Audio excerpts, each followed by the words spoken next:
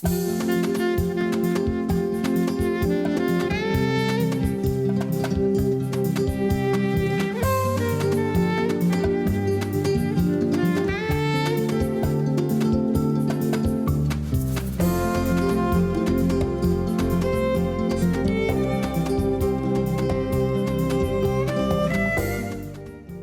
tal? ¿Cómo le va? Muy buenas noches. Ya sabe que a partir de este momento usted puede llegar aquí a nuestro estudio de Canal 11 para que participe de la conversación que voy a sostener con nuestra invitada de hoy. Se trata de una mujer estudiosa, una mujer dedicada a la historia, una mujer a la cual debemos mucho. Me refiero a doña Pilar Gonzalo Aispuro. Ella es doctora en Historia por la Universidad Nacional Autónoma de México, es Premio de Ciencias y Artes año 2007, es profesora e investigadora en el Centro de Estudios Históricos del Colegio de México y, por supuesto, tengo que decir que es una de las personas más respetadas y sólidas en cuanto a su formación de historiadora. Es una mujer que además ha formado parte del Sistema Nacional de Investigadores. Y a eso ha dedicado su vida, justamente a investigar y a enriquecer nuestra vida, nuestra visión del pasado, del presente y del futuro. A la maestra Gonzalo le interesan muchos temas. Por ejemplo, la familia, la educación, las mujeres, los sentimientos y, por supuesto, la vida cotidiana. Sí, la vida cotidiana que llevamos todos los días y que precisamente por eso nunca le prestamos atención. Al fin que es lunes, martes, miércoles, todo es igual. Pues no es cierto. La vida cotidiana es importantísima. ¿Sabe por qué? Porque por ahí transitan la política, la economía, la historia, la filosofía, la ética, el arte, la artesanía. Absolutamente todo está ahí. Debo decirle que nuestra invitada es autora de 9 libros. Pero de 20 más que ha hecho en colaboración con sus colegas y ha organizado y ha coordinado esos programas. Uno de los más interesantes tiene que ver justamente con Historia de la vida cotidiana en México. Es uno de los libros más interesantes, más divertidos que he conocido, porque pudimos asomarnos a través de cada uno de estos tomos como por una especie de ventana para ver cómo fuimos y para entender cómo somos. Pilar, muchas gracias por estar aquí. Al contrario, te lo agradezco a ti. La primera vez que nos vimos, tú me invitaste. Ahora me invité yo. Y me encanta, esta es tu casa. Es que tenía mucha gana de hablar contigo, Cristina, porque coincidimos en muchas cosas. ¿Te das cuenta de que has estado hablando de lo que hago de vida cotidiana? Sí. Es lo que tú haces. Ahora, eso me interesa mucho. Ahí nos vamos a encontrar. Alguien puede preguntarte, maestra, ¿por qué es importante escribir una historia de la vida cotidiana? Mira, es un aspecto de la historia que se había venido dejando un poco de lado. No que no se haya tratado nunca. Siempre ha habido grandes historiadores a los que les han interesado los sentimientos, los objetos materiales, las relaciones personales, pero no se consideraba una parte seria de la historia. Y sin embargo, la mayor parte de nuestra vida la dedicamos a eso, a lo cotidiano. Lo profesional, lo académico, lo político, nos ocupa una parte, pero todo lo demás es nuestra cotidianidad. Y cuando tú entrevistas a alguien, a un astrofísico, resulta que nos interesa mucho lo que nos está diciendo del planeta Venus y el dióxido de carbono, pero al día siguiente ves a un tamalero o a un alfarero y entonces sentimos que eso es nuestro entorno. Tú los buscas a tu alrededor, yo los busco en los papeles. En los papeles donde está escrita la historia, la memoria. Aquí vamos a hablar de muchísimas cosas. Mire, por ejemplo, ¿cuánto le debe, por ejemplo, la literatura a estudios como este? Pues muchísimo, ya le digo, de eso vamos a hablar dentro de un momento. Nunca se había hecho una historia de la vida cotidiana, concretamente, ¿por qué? Mira, la historia de la vida cotidiana abarca prácticamente todos los aspectos. Sin embargo, como no somos capaces de hacerlo todo, en primer lugar, no trabajo yo sola. No, es un equipo de 20 Yo tengo un equipo, un grupo, no me gusta decir equipo, son compañeros, son colegas, todos entusiastas. Trabajamos en este seminario desde hace 30 años. Increíble. no somos los mismos. Me quedan 2 o 3 compañeras desde la primera época, pero entre tanto los que fueron estudiantes ahora son compañeros. Y entonces cada uno tiene un interés especial por la higiene, por la literatura, por los espacios por las mujeres, públicos por y los privados, niños, sí. Y entre todos armamos este mundo que es lo que nos satisface. Ahora, la vida cotidiana tiene héroes sin medallas. No arroja grandes cantidades de dinero, más bien las consume y demás. ¿Es por eso que no se le había dado importancia? Mira, en este momento creo que ya no se discute la importancia. Hubo una época en que nos tenían un poquito marginados, como que era una historia de poca importancia. Hoy en día no. Lo que hoy nos preocupa y en lo que estamos trabajando, porque no sirve solo preocuparse, hay que empezar a hacer algo, es el hecho de que no llegue al gran público lo que precisamente la gente quiere saber. Porque nos dicen, sí, nosotros hacemos la historia. Sí, pero ¿cómo la hacemos? Entonces, el investigador tarda 6 o 8 años en escribir un libro. Luego, los compañeros llegan a leerlo, discutirlo, analizarlo. ¿Cuándo llega al estudiante? Cuando cambia el programa de estudios, cada 10, 12, 15 años. Para cuando se imprime el nuevo libro y se llega, ya salieron. Ya es viejo. Y tenemos computadoras, televisión, teléfonos, tarjetas, para comunicarnos ya. Y eso es lo que estamos haciendo. Nos reunimos en grupo. Estas son las tertulias de historiadores del Colegio de México. Y platicamos del tema que estamos trabajando delante de las cámaras. Y estas tertulias las puede ver cualquiera en la página del Colegio de México. Tertulias de historiadores. El año pasado tuvimos un gran éxito. Eran miles los que nos veían. Y estuvimos hablando de qué es la vida cotidiana, de los conflictos de la vida cotidiana. Porque en todos los ambientes, desde la política hasta la familia, hay conflictos. Puedo interrumpirte, Pilar. También es un área de poder. Hay un juego de poderes que es muy importante. Efectivamente. Ese es uno de los temas que tenemos previsto para otra actividad que tengo programada. Porque las tertulias tuvieron su temporada el año pasado, salieron 5, y ahora está ya la segunda temporada. La que está en este momento, que cualquiera puede ver, es sobre el tema de migraciones. Es eterno. Un tema además, de actualidad. sí. Especialistas, una demógrafa, un historiador, un antropólogo. Nos reunimos. Tratas el asunto de la violencia hacia las mujeres. Exacto. Y hablando de poder, tú comentabas en uno de los capítulos que en otro tiempo la diferencia de edades entre un hombre y una mujer que se casaban le daba al hombre total autoridad.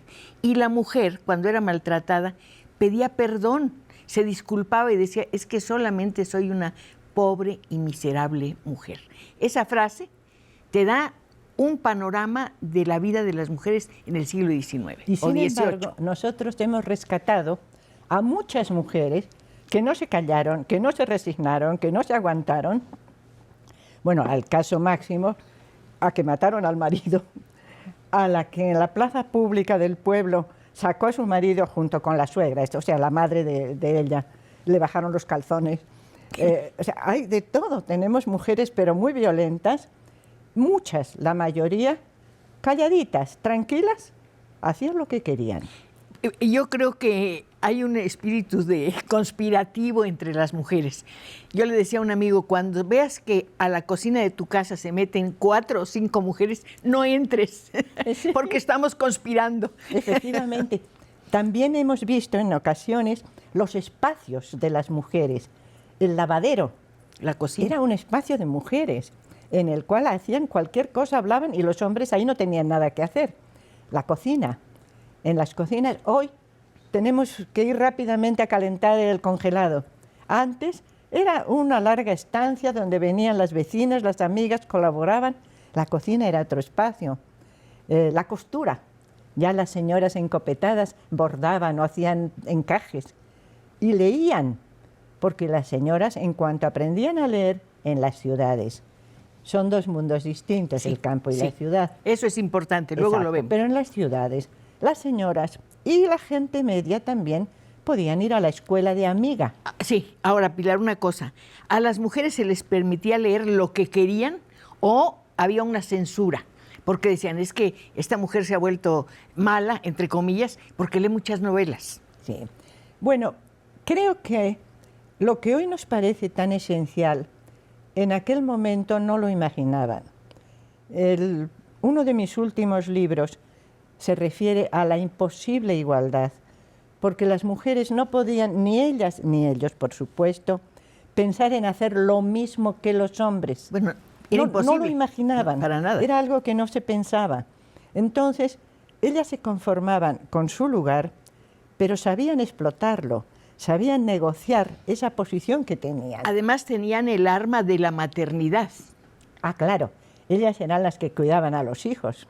Y los educaban. Y los educaban hasta cierto punto, porque las señoras, en cuanto podían, o incluso las de escasos medios, mandaban a los niños a la escuela de amiga a los 3 años. Los mandaban Como ahora. muy pronto, muy chiquitos. Y ahí la maestra de amiga a veces sabía leer, no siempre, y a otras más sabían escribir.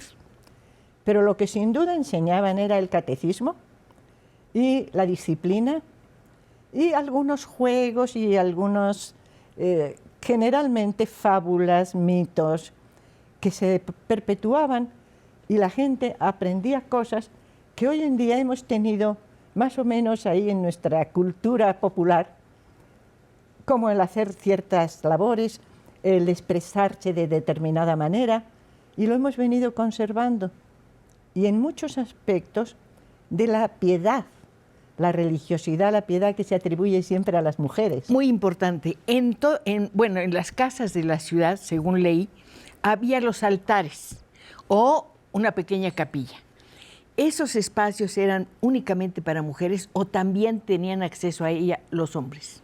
También de los hombres. O sea, las capillas, en las zonas rurales estaba el Santo Cali. Era una zona donde estaban las estampas, grabados, y en las casas comunes, en las casas en el campo o en la ciudad, eso sí era parejo, había una gran cantidad de grabados. En las más sencillas eran estampas, en las más encopetadas eran lienzos. ¿Sabes qué? Tengo un corte, ¿no te importa? Vamos al corte y regresamos volando. ¿Cómo no? Los esperamos, ya están llegando, claro que sí, a través de las líneas telefónicas.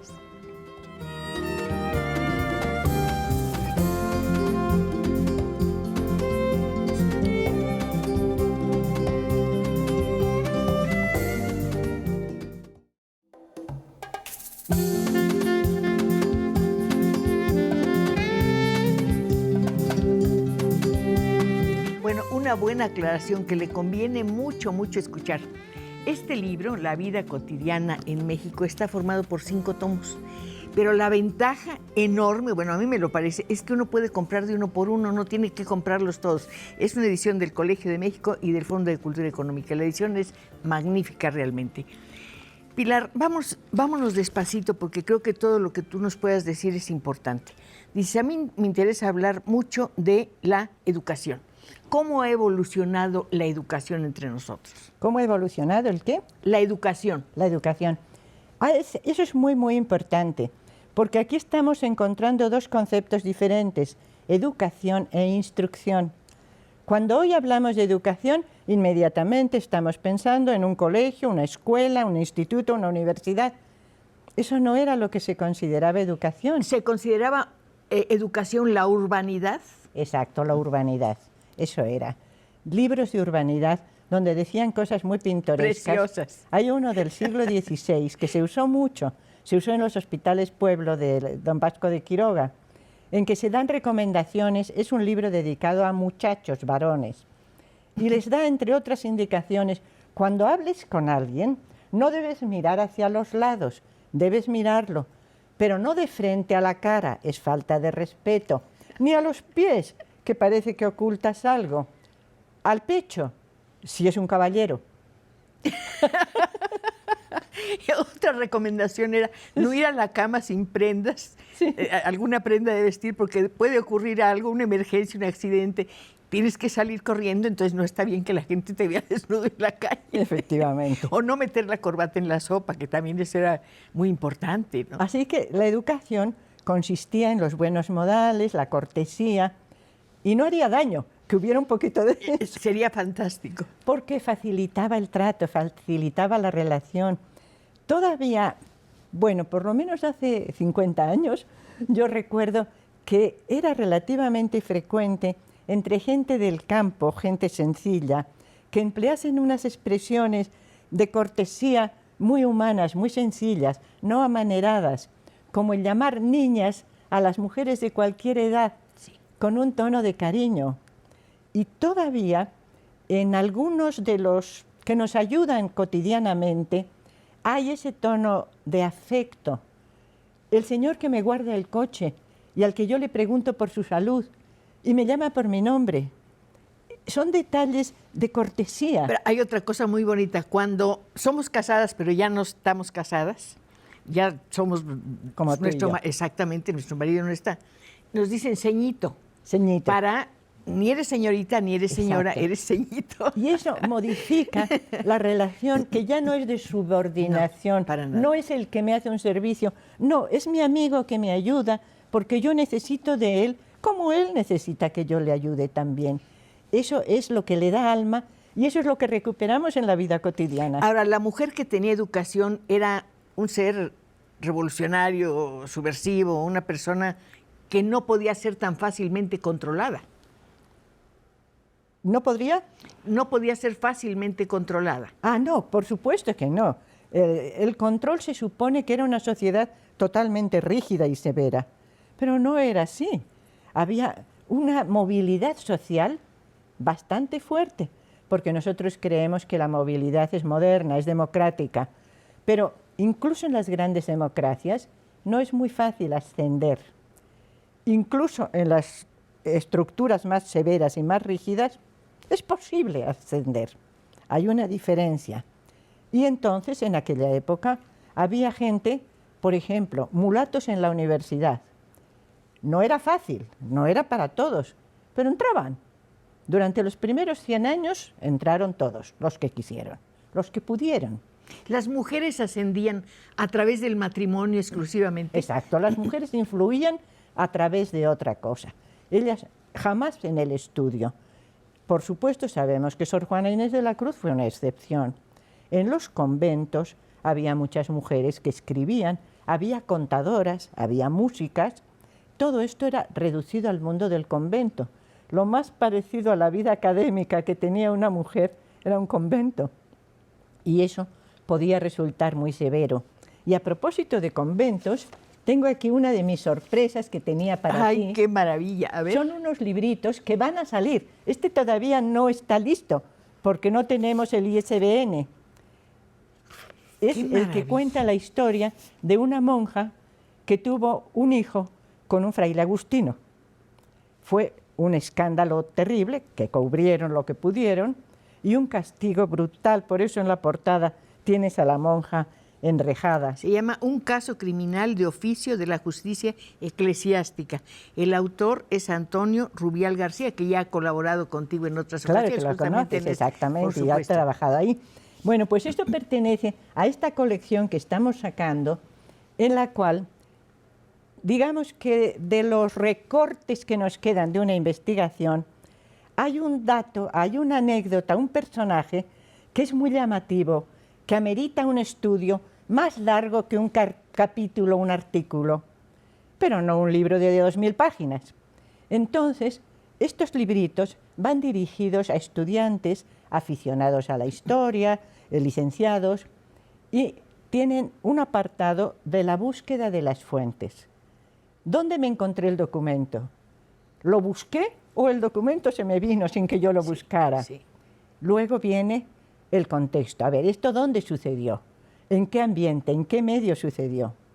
La tercera parte, contamos el documento. Esa es la historia. Y al final decimos, ¿qué aporta esto a que nos conozcamos mejor? A que nos sintamos parte de esta unidad, parte de este mundo que hemos creado, que es nuestra historia de México y somos nosotros. Otro de los que van a salir, y van a salir todos juntos. ¿Y cuándo salen? Es este. Antonio Vanegas Arroyo, qué maravilla, un hombre, una imprenta y una época. México, 1880, 1901, además están manejables. Me encanta el papel porque no brilla. Sí. No te deslumbra, puedes leerlo bajo cualquier luz. Es muy y te lo metes en la bolsa muy y te cómodo, vas. muy económico. Los 3 que van a salir, ya te paso de una vez el tercero. Sí. Estos son los que van a salir, todavía no están a la venta. Un divorcio secreto en la Revolución Mexicana. Todo por una jarocha. Oye, esto suena muy bien. Y es Ana Lidia García Peña quien lo ha hecho. Oye, suena fantástico. Eso está pensado para que el estudiante que piensa que la historia es algo muy remoto, lo encuentre muy cercano. No digo fácil, fácil no es, pero sí es amable, accesible, porque se trata de que hagas preguntas. Nada más encuentras un texto, un documento, entonces intentas situarte en la posición de esas personas que eran como tú y yo. Hablando de preguntas, este libro, Vida cotidiana en México, nos responde a qué somos, quiénes somos. Exactamente. Nos ayuda a entendernos. Nos está enseñando en qué nos paramos, en dónde estamos. Pero además hay una serie de detalles aquí que son interesantísimos. Por ejemplo, cómo se usaba el espacio público y cómo se usaba el espacio privado. Ya hablamos un poco de cómo estaba dividido. De un lado las mujeres, en cierta forma, y de otra los hombres. Hablando de mujeres, parece que había 3 destinos: soltera, casada, monja o señorita. Señorita solterona. Sí. Que eso quería decir otra cosa Esa que ahora. imagen que tú me estás dando es la más conocida, corresponde plenamente al siglo XIX. No tanto Al 18, al 16, 17 y hasta el 18. Había mucha más flexibilidad, mucha más apertura, mucha más posibilidad de que las mujeres hicieran cosas. En el siglo XVI, en el 17, que ya a finales del 18 y el 19, donde empieza a restringirse el espacio femenino. Sí, pero en el siglo XVIII, tú lo explicas, el matrimonio ya se hace por razones de amor, no de conveniencia. Es la primera vez que alguien dice, yo me quiero casar con fulano. Es que el concepto del amor está cambiando en ese momento. Antes el amor era el amor a Dios, y el amor cortés, el amor galante y el amor adúltero.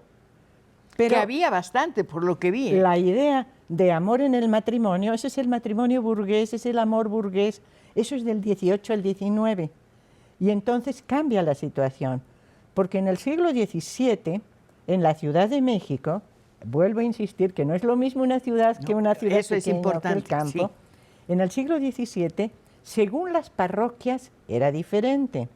Pero en la parroquia del Sagrario, la grandota, el centro de la ciudad, el 30 y algo, no sé en este momento la cifra exacta, en mis libros está, el 34%, por decir algo, de los niños bautizados eran españoles ilegítimos.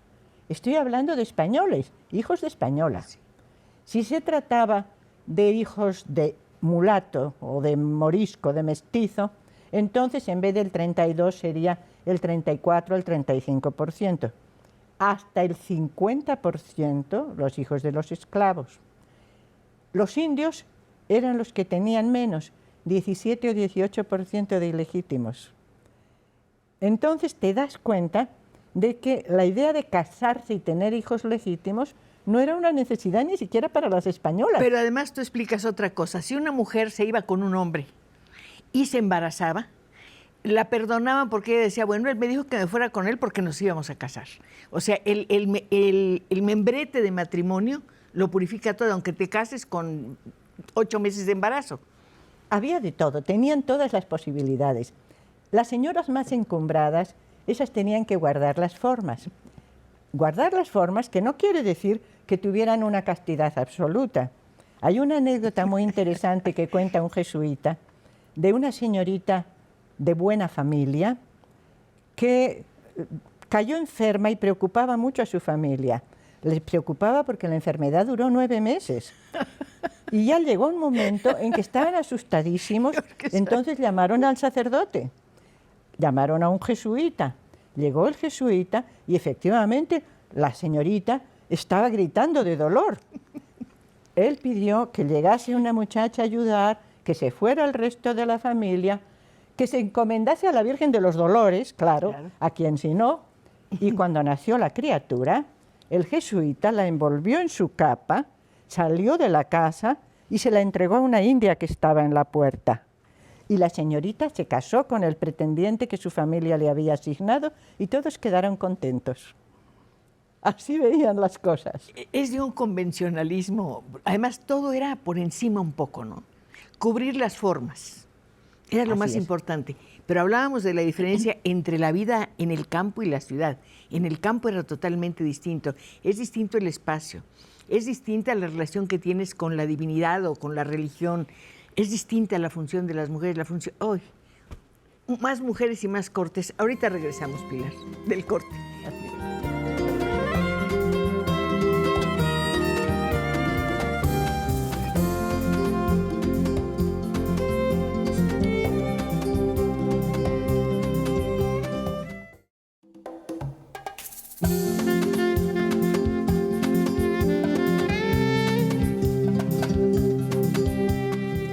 Estamos recibiendo mensajes, pero yo quiero enviar uno para Rodrigo Flores, para su abuelo, y darles las gracias por la receta, que desde luego la voy a... Esta noche empiezo a prepararla y a tomarme a ver qué efectos tiene, ¿de acuerdo? Muchas gracias.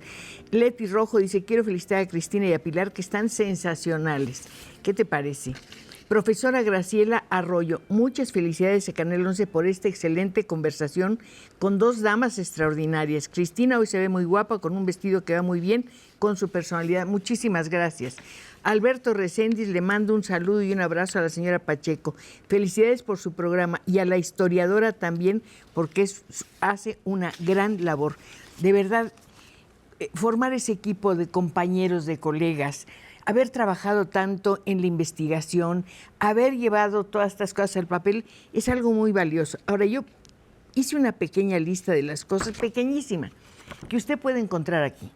¿Quiere saber cómo era Teotihuacán en el año 600 después de Cristo? Pues aquí va a encontrar un texto. ¿Quiere saber, por ejemplo, cómo era la violencia hacia las mujeres en el ámbito doméstico? También es un capítulo que se está tratando, es uno de los temas, ¿sí? Que es uno de los temas más actuales. ¿Qué pasa con esa violencia, Pilar? ¿Qué pasa? ¿Cómo la explicas? ¿Cómo se explica? ¿Cómo se ve? ¿Cómo se ven las mujeres? ¿Cómo se ve la violencia hacia las mujeres? Eso es importante porque la violencia ha existido siempre, pero hace 300 años se aceptaba como natural y además solo se consideraba violencia la violencia física, que era continua en el matrimonio. Cuando una mujer llega a un grado en que se queja de la violencia que ejerce su marido, también los padres, pero frecuentemente el marido... Y los hermanos nunca mayores, dice, Pilar. es que me golpeó, sino que me golpeó mucho. Si le golpeó poquito, está bien, nadie le va a hacer caso. Pero además de la violencia psicológica, de esa no habla nadie. De la violencia que se está ejerciendo cotidianamente. Y sin embargo, durante los siglos XVI a XVIII, cuando una mujer sufría una pequeña violencia continua, frecuente, podía acudir a la iglesia, presentar una queja y le permitían separarse de su marido, divorciarse no, pero separarse de su marido y lo castigaban a él, porque la iglesia y la ley civil, el Estado, estaban de acuerdo y podían encerrar al marido no solo por una violencia fuerte que le rompió un brazo, sino por una violencia continua que no llegaba a causarle una lesión, pero que le estaba afectando. Sin embargo, en el siglo XIX, con la legislación liberal, eso desaparece. Ya no pueden las mujeres quejarse si no es que de verdad tienen una lesión grave. Lo que ha sido violencia continua, pero que no ha llegado a romperles un hueso o a crearles o a matarlas o a herirlas, no tienen derecho a nada, porque eso los maridos pueden hacer lo que quieran. Es más, Si ella se niega a calentarle las tortillas, o no le tiene la cena preparada cuando él llega borracho de la pulquería, entonces, en el siglo XVII, la mujer tiene derecho a quejarse y discutirlo delante de las autoridades locales, si es en un pueblo, o del alcalde de barrio. En el siglo XIX no.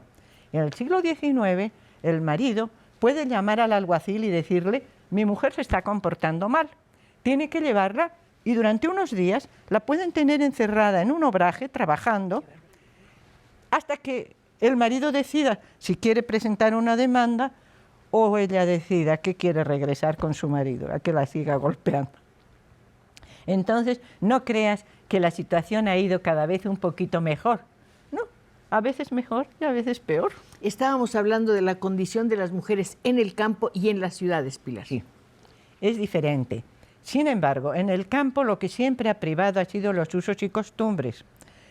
Hay casos, y no solo uno, en que después de que el marido mató a la mujer por sospechas de adulterio o porque no le calentó las tortillas, así de fácil, lo encierran, lo condenan, nunca condena a muerte, eso desde luego no, pero lo condenan a estar encerrado años y enseguida la familia de la mujer acude a pedir que lo perdonen porque los hijos están desamparados y necesitan que él trabaje para ellos.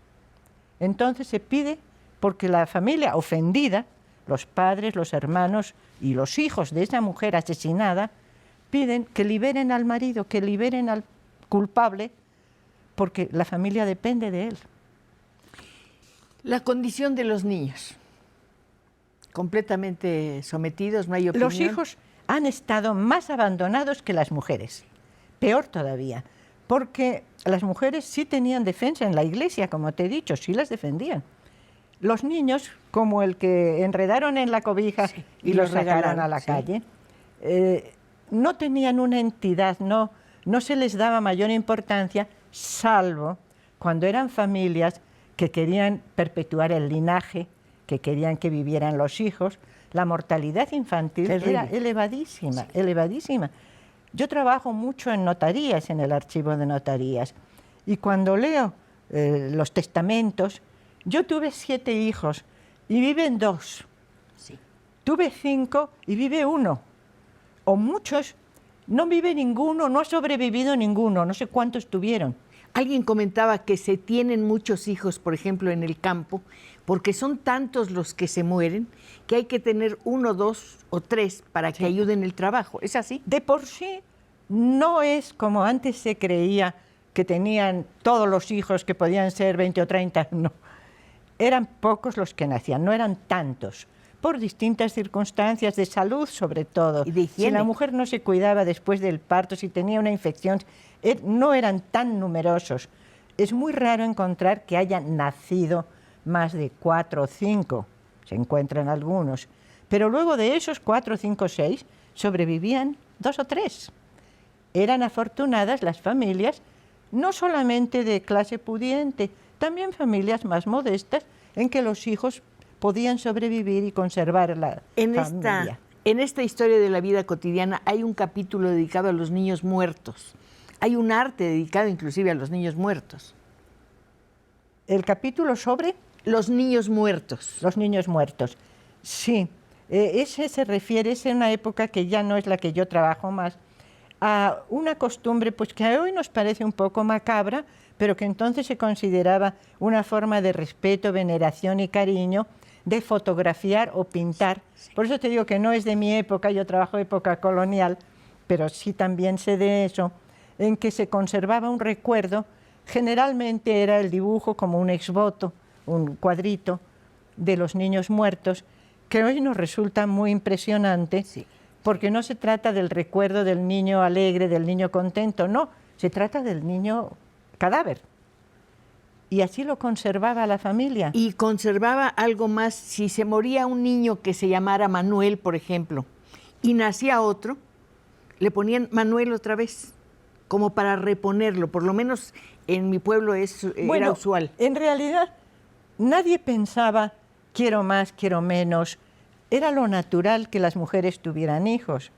Y además, incluso cuando de verdad no los querían, hay casos, no muchísimos, pero hay casos en que ellas ocultaban el embarazo hasta el último momento y al final se deshacían de la criatura. Pero no era una opción como hoy es una opción desde que las mujeres han sido capaces de controlar lo que quieren hacer con su cuerpo, el tener o no tener hijos. No, eran los que llegaban. Si se morían o no se morían, seguían viniendo más hijos. Y además, en las familias modestas que lactaban directamente la madre al hijo, los embarazos no eran tan frecuentes. Las señoras que daban a una niñera, a una nana, a una chichigua que criase a sus hijos, esas se embarazaban con más frecuencia. Sí. Y sí, es más frecuente, no sé hasta qué punto, eso no está estudiado ni por mí ni por otras personas, el desnivel entre los hijos nacidos de una familia pudiente y de una familia modesta. Sin embargo, los sobrevivientes eran menos en las familias que vivían en condiciones insalubres, claro, que los que vivían en mejores condiciones. Ahora, un asunto del que se trata aquí en varias ocasiones es la desigualdad, la injusticia. Eso creo que ha existido siempre. Eso, en todas partes, en todo momento hubo desigualdad, lo cual hay que señalar que no tiene nada que ver con lo que se ha hablado de sociedad de castas. Eso nada, absolutamente no. Nunca hubo en México una sociedad de castas, un sistema de castas, no. Pero desigualdad, había desigualdad entre hombres y mujeres, de cualquier nivel, entre españoles, indios y mestizos o mulatos. Había desigualdad entre los ricos y los pobres, esa siempre. Básicamente, al cabo de los años, todo venía a confirmar que los ricos eran los blancos, los españoles. En el siglo XVII y XVIII no se usa nunca la palabra blanco en la Nueva España, se usa español. Hay otros lugares donde sí se utilizaba blanco. Aquí, en la Nueva España, antes del siglo XIX, son los españoles. Y en español, cualquier persona decente, hay un arzobispo en el siglo XVIII, José Antonio Bizarrón Yeguiarreta, que al firmar un documento que está dando un donativo, está dando una dote para una joven que sea de familia decente, de las que se llaman españoles. ¿Me entiendes? Una familia decente, es decir, un profesional serio, un hombre exitoso, una familia legítima, esos son españoles. El color no tenía importancia, porque se confundían continuamente.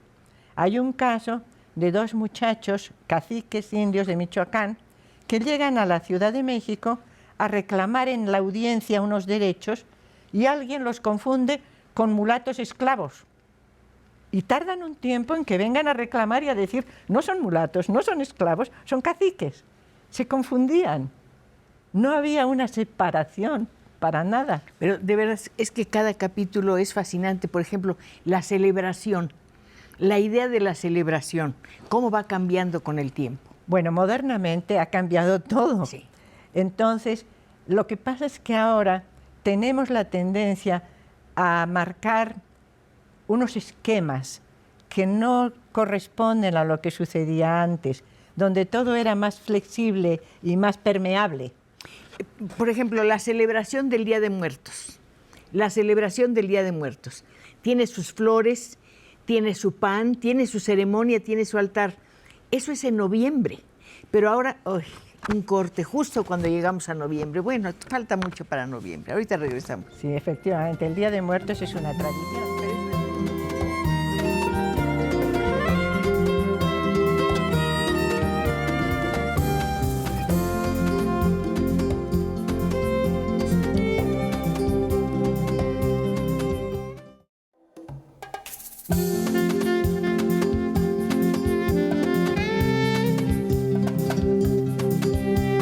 La señorita Marta Alicia Cárdenas pregunta, dice que le interesan mucho los libros, Pilar, y que quiere saber de qué editorial son. Pues mire, son estos, tienen el sello del Fondo de Cultura Económica muy visible.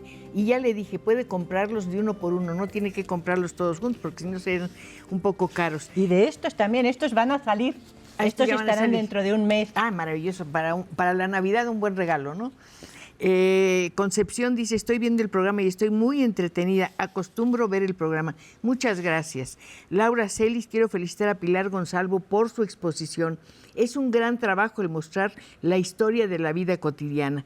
Me gustaría preguntarle, te pregunta, ¿consideras que la historia de la vida cotidiana es parte de la historia de las mentalidades?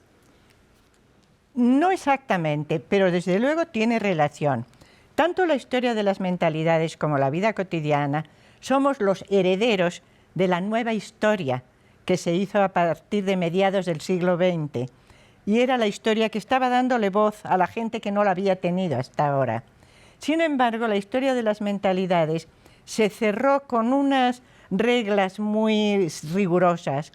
A un medio y unas fuentes necesitaban fuentes seriales, tenían unas limitaciones que se impusieron, mientras que la vida cotidiana es mucho más amplia. Nosotros tomamos las fuentes de donde las encontramos.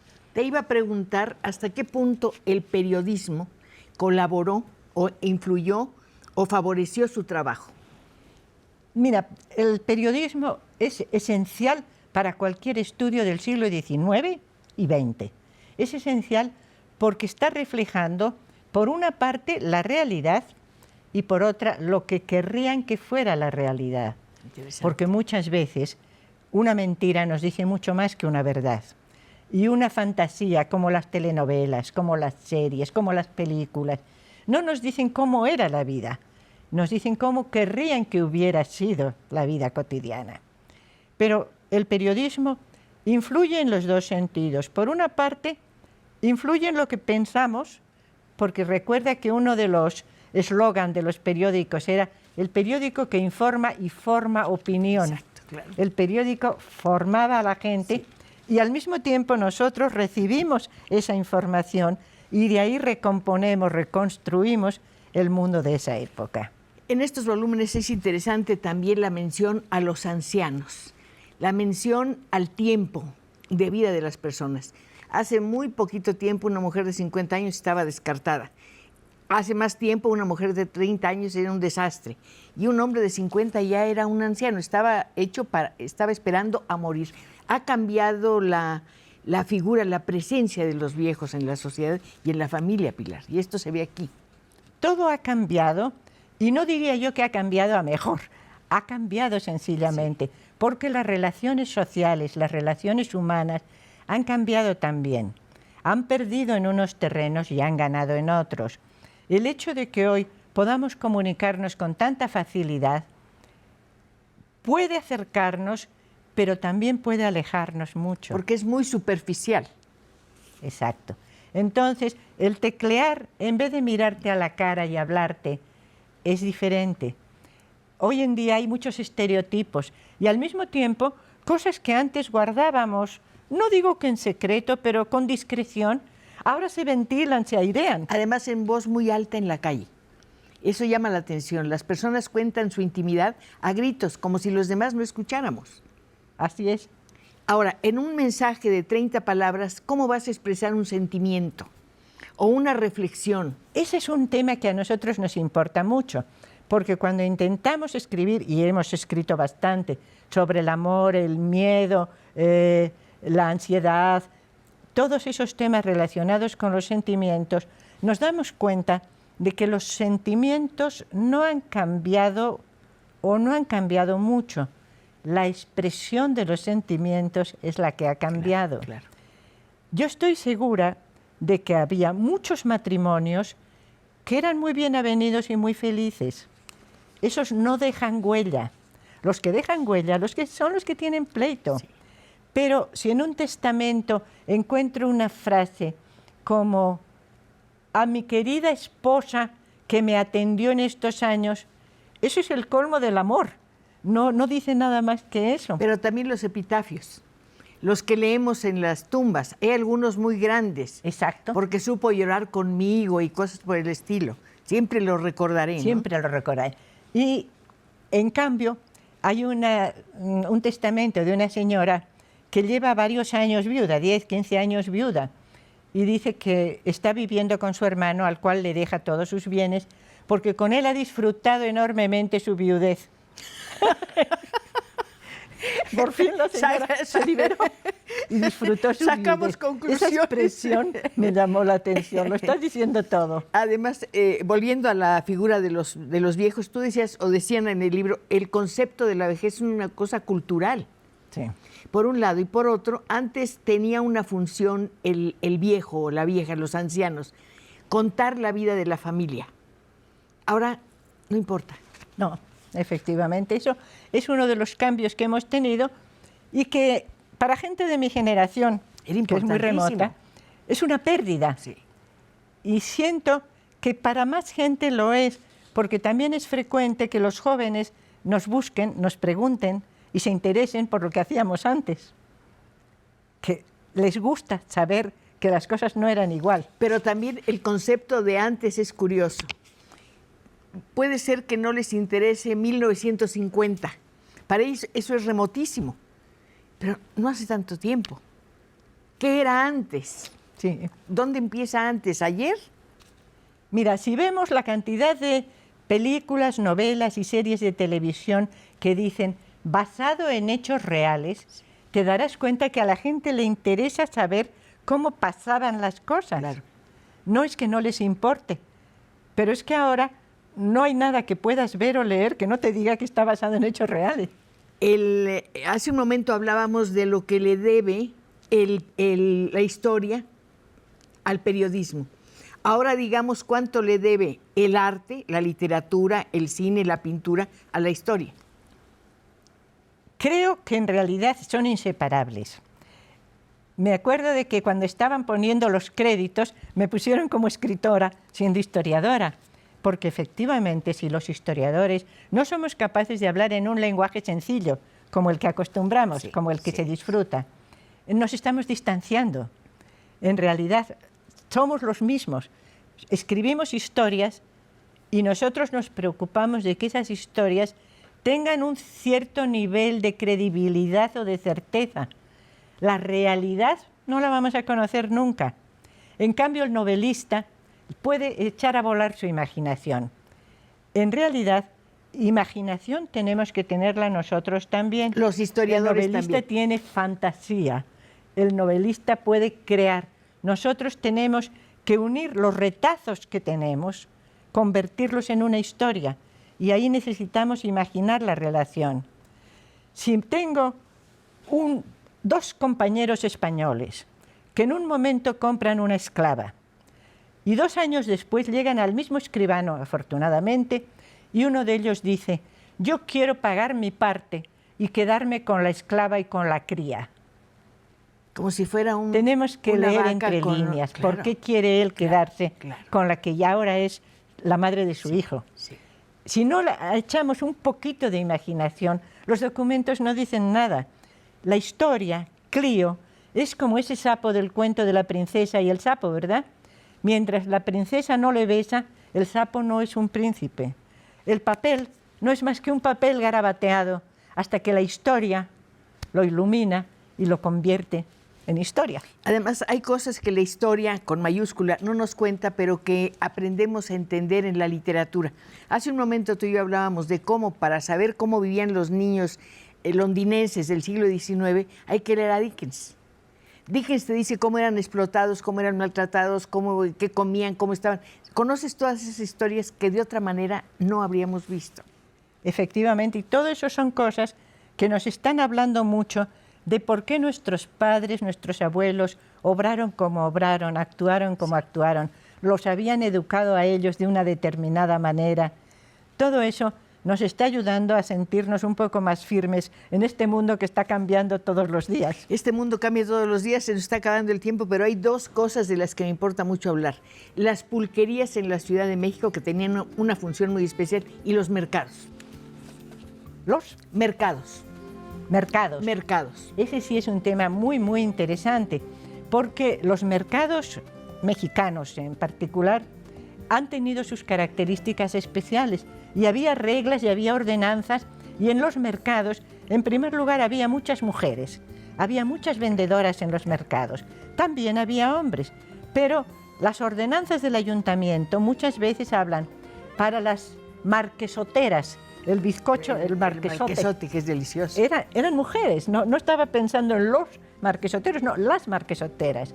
O estaba hablando de las carniceras.